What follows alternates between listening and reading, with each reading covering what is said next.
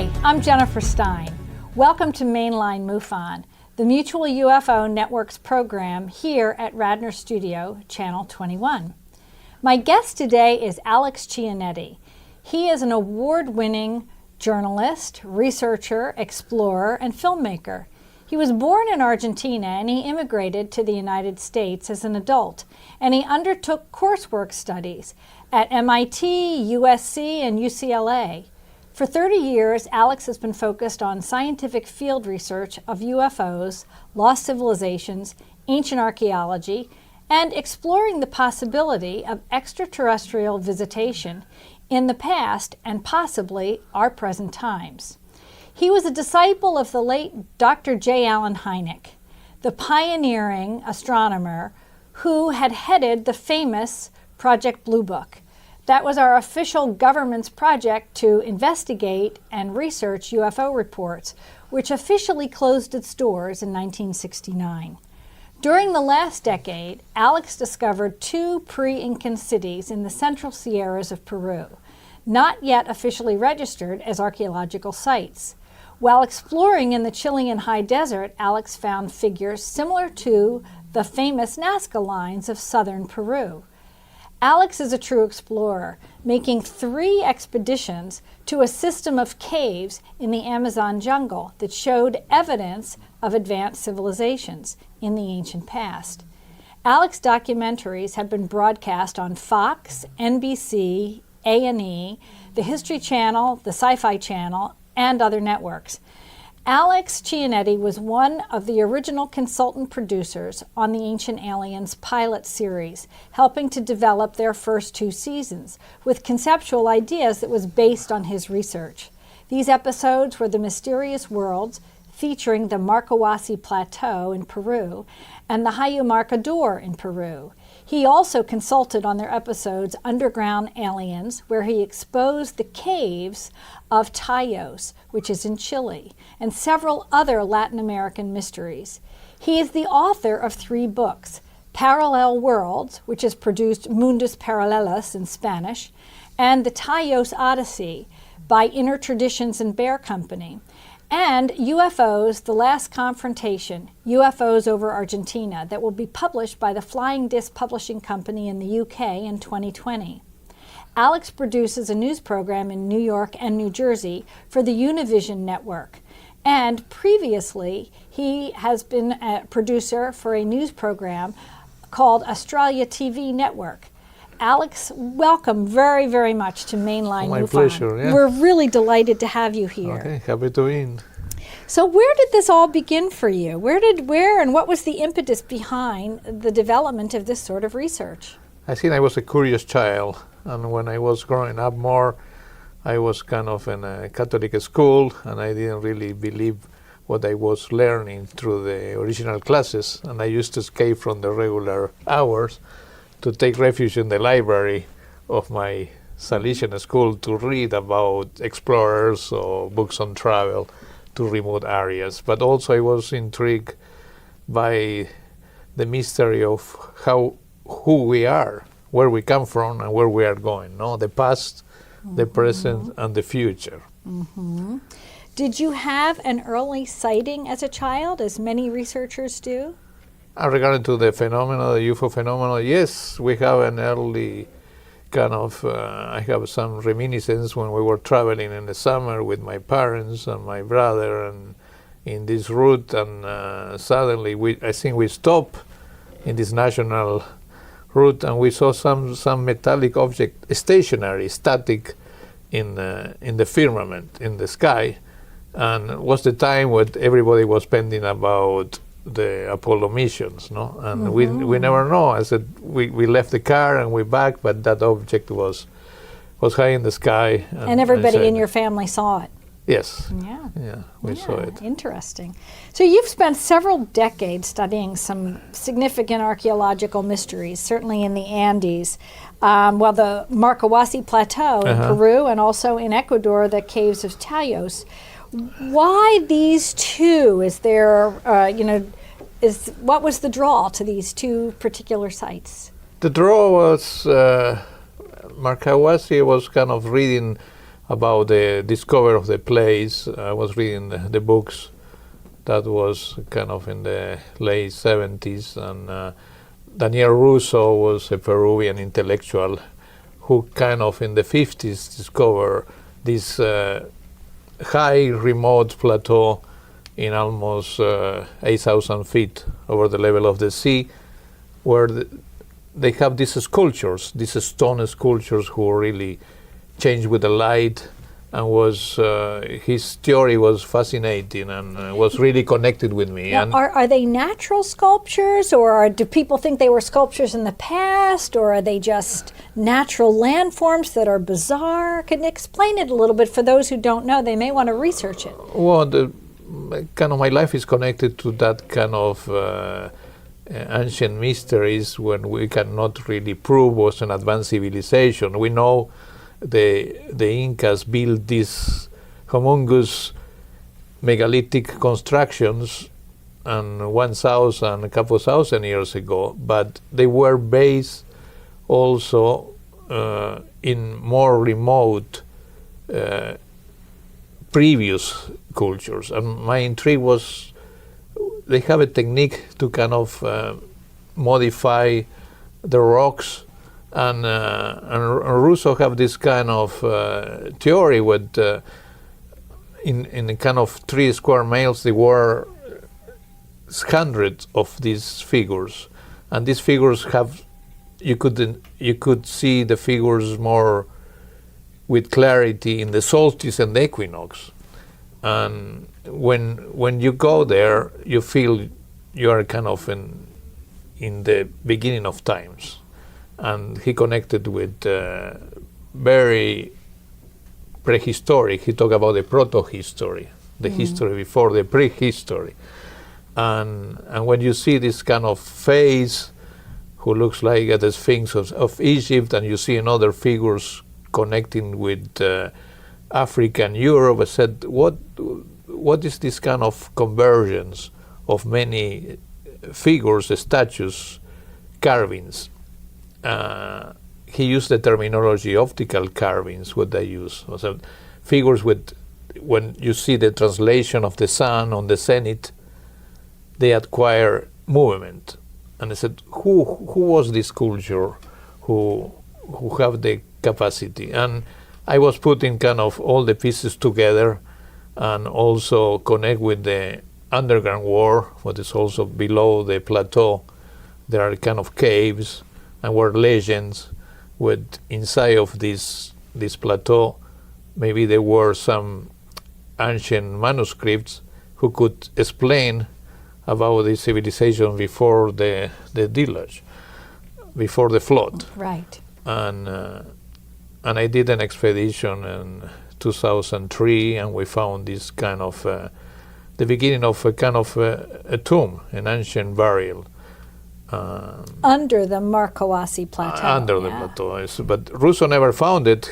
Before his death, he said, I want you to continue my research. But in that time, I was looking for many mysteries. As I said, I am explorer of mysteries of the sky, and I am explorer of mysteries of the inner Earth. Inner Earth. And that connect with speleology, spelunking, who had been one of my dedication in the Andes, no? When I was exploring other caves and this cave system who connect along the Andes, so connect Marcoassi with your next question. Right. Well, what I was going to ask about the Marcoassi caves is, did you find evidence that makes it look like there was ancient workings in the caves, or any kind of ancient structure or ancient large stones that seem to be not natural for a cave? Did you find evidence of that there? Well, was a legend with that caves continue to the below of the base of the mountain, where the people entered there, or they were sacrificed, and they escape of ceremonies, and they finish in the base, kind of a couple thousand feet below. I said that had to prove was a system of tunnels, no? But yes, I proved that we found this brick. Unfortunately, it was a big landslide after, and that was covered, and the mayor of the city kind of stopped any intrusion of professional or archaeologists, non-professional archaeologists, yes. So let's move on to the caves of Teos in Ecuador. What drew you to them, and what did you find there? Well, that connect Marcahuasi connect with Tajos. Before that, I was exploring another cave called the Cave of Brujas, Cave of Witches, and a friend of mine was a very well-known speleologist who also, he was more deep, and in 1976 he had an expedition. He was part of the first international expedition to Tajos, and he was part of the previous one. He was one of the discoverer of the Tajos system. His name was Julio Goyena Aguado, and he was a kind of a mentor too for my work in my early teenage years. And in 1976 he went, and he was escort. He was one of the escorts to our astronaut Neil Armstrong. Well, Neil Armstrong was part of this expedition, being part of Scottish heritage, and he was invited as the godfather of that international, and Julio went with them.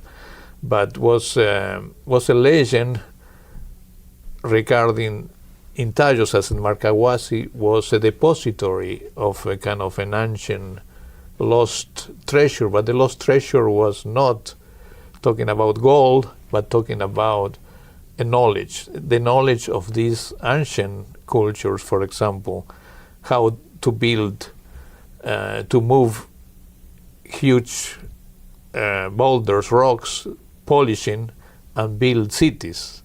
The Incas were kind of, for example, they were heritors of this tradition, but get lost. We don't know how they move so big structures with the knowledge we have today.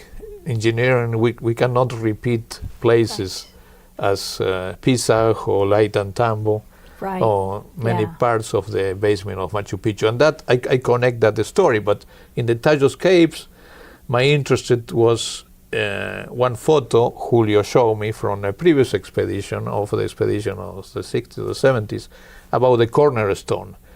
If it was a cornerstone in 2 angles and 4 angles, that means the cave was elevated and was kind of polished with unknown lost technology. And that was intriguing me. And finally, my expedition in 2007, one of my third expedition, I found that cornerstone to prove the artificiality of this underground city exists there, and as above, below, no, and looks like kind of an atomic shelter when you are there. How these big stones, one similar to the Baalbek stone, is holding the roof, one of the ceilings, and you don't find in other caves eroded by water, by fluvial system or rivers, as you find it in this particular place. Don't forget, we are in the Amazon, of course. There are many fluents, and it's a Mesopotamia of rivers. And that was my big challenge to prove the artificiality. I have many kind of other scientists who are opposite, and they said, oh, it's a natural formation. But I've seen a natural formation or erosion of water doesn't produce cornerstones. Right, doesn't produce sharp corners. And I was maybe polished stones with water running over, but there's rounded corners, not sharp corners. Yeah. Right, and my last expedition was very treacherous, very difficult one, and I was the first one who recorded in digital the inside of the cave. No? Before was filming, before there were the Equatorian British expedition of 76, but after not. And that was a cave system that was flooded while you were there, right? So well, it was one of the expeditions, we had, yeah. but also, we have to run our life by difficult kind of geopolitical situation with that area. Is a lot of destruction by mining companies, and the natives are very kind of sensitive. And now everyone could go, but I think I was a trailblazer opening the interest to do more ecotourism and adventure, but in my time, was it wasn't almost there. the Yes. series of expeditions what I finished a few years ago was difficult. You also, I know, you have to look out for some of the drug cartels that are also there. No, not that area, there? no, that Not in area that is area. not. No, it's a gold mining, and That's more Colombia. Yes, no, it's And far. parts of It's far. Brazil. This is the border with Peru. Oh, okay. Colombia is the other border. Okay. Yes. Okay, so this is the Ecuadorian Yes. border with Peru Yeah. in the north. So you were very, very lucky. You got to study with J. Allen Hynek. And do you have any memories you want to share about his unique experience and his influence on your life? Well, it's Dr. Hynek. I think I was interested in many mysteries. UFOs was Was one of them. ufology was when I start in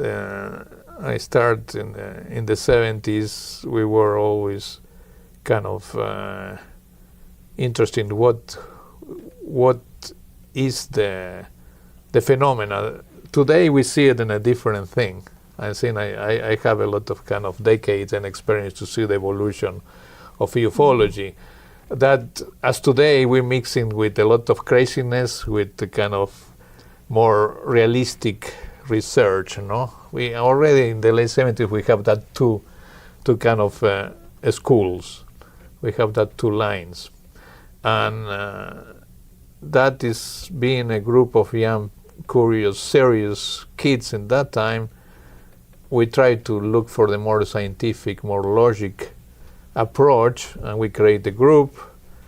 It was called Comisión of Investigaciones Ufológicas, the Commission of Ufological Investigation, and we publish a magazine, UFO Press. And this was in Argentina? In Buenos Aires, Buenos Aires. Argentina, yeah. And we have corresponded with the CUFOS. And that Hynek was interesting, was recommended by Europeans, other researchers, and he came to a congress, and we started the friendship between my group and personally with myself. And I started to be kind of also in charge of the Spanish edition of Hynek magazine, the International UFO Report. And in the next years, our friendship grew up, and we started to exchange kind of this mentorship to expand the research in the more serious way. No? And it's in 1978, with the big flap all over the world, create many followers. Also, all the kids who we were watching Close Encounters of the Third Kind. Right. We start to kind of discover Hynek through Spielberg or vice versa. But Argentina, also its government and its press, is more open about the UFO topic, or have you not been? I mean, you have a major head of military who has spoken openly about it. And right. From the 70s, already, no matter where many military presidents and government, they were kind of open to the subject. From the 60s to the 70s, were sightings in 1960 in the Antarctic bases. And also the armies, either the Navy, the Army, the Air Force, they start to be kind of open, but they were witness, and they were published in the regular magazines in that time. They were not official, official projects, where they were visible, but they really exist in the 60s. And I have a friend who was also a close friend, a writer, a poet who was consultant to that, the first civil group, and he started to recollect. Well, he was a journalist, and the Navy need in that time some expert, and he started to go to research. And after, they were kind of some separate, but they were still respecting the thing. And I was one of the first countries before Brazil who really have the official projects, no? So I don't know if you've seen this or not, but it was brought to my attention actually by the producer here at Radnor Studio 21 that the History Channel is doing a whole series called Project Blue Book, and I think it starts January 8th and I think it's on history. So, and it's all about J. Allen Hynek. So you'll have to check it out. Maybe you should call the producers and find out if they need any help. And some of the historical data. I think you will have to edit this part, but I'm going to tell the story. I was going to send you an article. 2 years ago, you know, I am independent producer, and I developed series. I present the project about what's called the Lost Files of QFOs, based in Hynek, to history and A&E. They were very interesting. They called me. I could show you all all my emails, and according to the son of Hynek, who had been my friend and helping me with analysis of videos on the last years, Dr. Allen Hynek introduced me to him when I arrived to this country, and one of the reasons I arrived to this country was my friendship with Dr. Allen Hynek.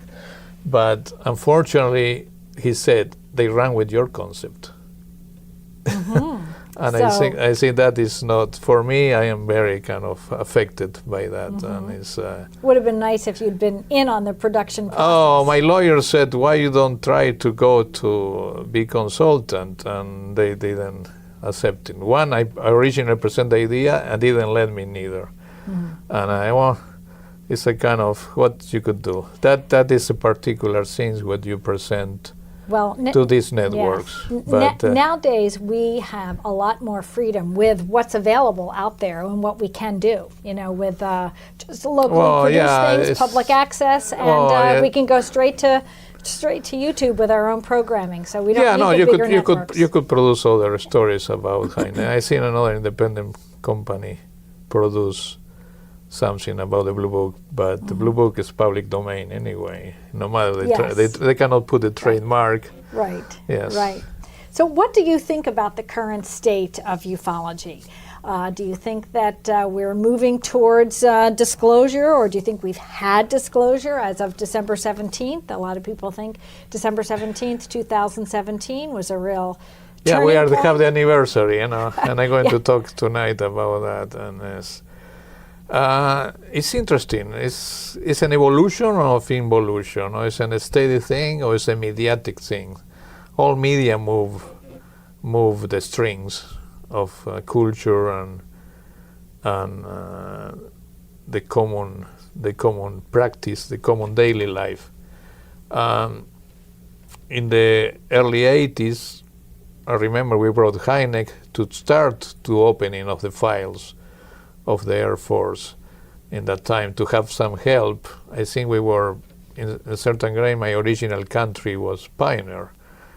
And after I collaborated with another countries in South America to get interested in the opening, cooperating. We are not talking about opening the files, but I don't think militaries or any government have the clue for resolve the phenomena. Right. That is, it's very lazy to wait. You are going to find no one country the has all the solution, answers. right? And they don't have any. They will not have, I think, the monopoly neither. Right. We need to be a little more open and collaborative. Right. And we opened the way in Chile and Peru, trying to kind of have cooperation between civilians, ufologists, and the military of defense forces, as you could research. That happened in Belgium in 1989 with the flap. Right. And they were connecting the Europeans, and it happened in Italy, it happened in Spain. Actually, the United States was trying to collaborate with that as well. A gentleman by the name of Scott Jones worked under somebody named Pell, blanking on his name, a congressman. He was literally charged with the idea of trying to cooperate with other countries and share and exchange artifacts and information. But once he got agreements for cooperation, then our government didn't want to participate anymore. Yes, his name is Scott Jones. He wrote a book about it. Yeah, I don't know if you're familiar with his work. I know the name, but I didn't really explore. I think, we are at a turning point. 1 year later, we didn't have any kind of conclusive side from this part, but as I was telling, it's a movement now between China and Russia and the rest of the world to unite to disclosure and bringing the project to UNESCO and to the UN in 2019.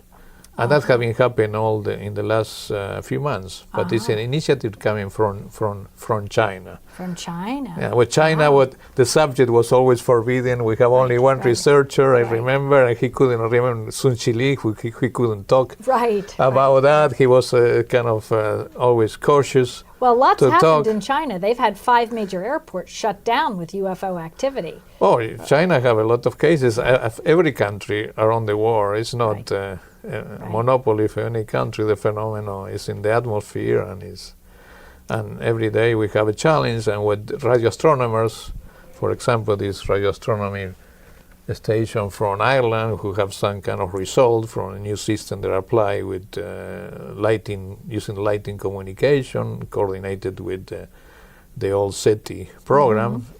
They said they have results since 2016. And nobody's talking about that. Okay? Europe have a lot of more unity than the States. Here we are still debating about Roswell, but we are not seeing the future, we are seeing the past. It's nothing wrong, but it's kind of I think it's always also a mediatic thing, no? Yes. For example, they interested with the Project Blue Book. Project Blue Book was as Major Quintanilla, who also was my friend, and I was editor of his memoirs years ago. He said it was a fiasco, no? It was They have already the determination to debunk. Yes, no? always. And he was a physicist. He didn't really talk when he was working and fighting with Hynek, but he was kind of open to consider was an explaining phenomenon. He told me that. I couldn't explain Socorro case. And that is still well, so Socorro is a very famous case. We've had some of the researchers on here on this program discussing it.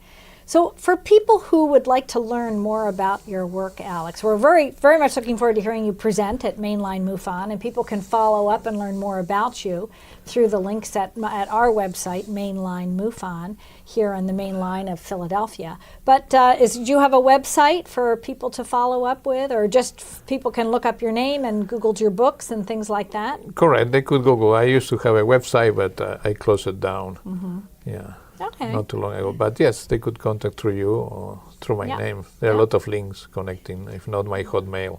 Right, Hotmail. Patagonian Express, hotmail.com. What was that again? Patagonian Express. Patagonian Express at hotmail.com. Great. Well, I want to thank you so much for coming here to Radnor Studio and enlightening us about some of your research and your interest. It's a real honor to have you here. And I want to invite our watching audience to follow up with, if you live in the Philadelphia area, you may want to start to come to some of the programs we host at the Tredyffrin Public Library called Mainline MUFON. You can go to the website and learn more about our programs. Thank you so much for joining us. I'm Jennifer Stein, and I'll catch you next month.